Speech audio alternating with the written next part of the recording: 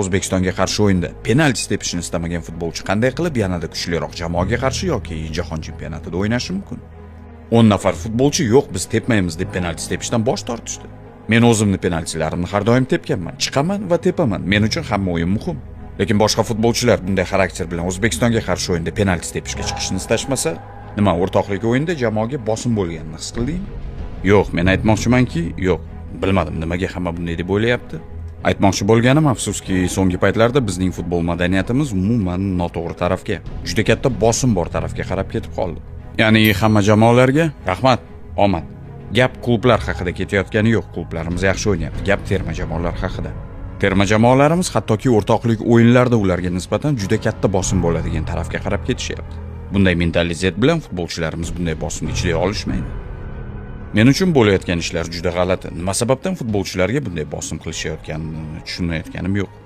Bu bilan shunday vaziyat yuzaga keldiki, futbolchilar hattoki penalti tepishga borishni ham istashmayapti. Holbuki biz mashg'ulotlarda 2 marta penaltilarni mashq qilgandik. Ustiga ustak jamoamizda zo'r penalti ijrochilari bor. Aliyev va boshqalar juda yaxshi tepishadi. Mashg'ulotlarda 50 tagacha penaltilardan zarba yo'lladik.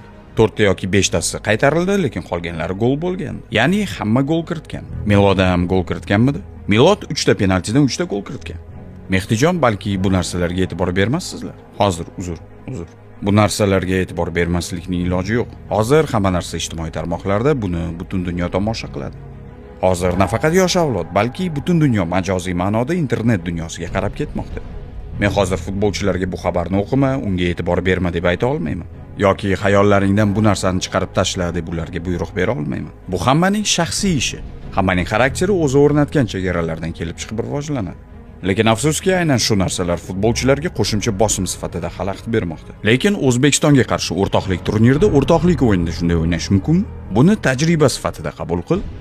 Lekin o'zlari yo'q, biz penalti tepmaymiz deyishsa. Masalan, biz nima qila olamiz?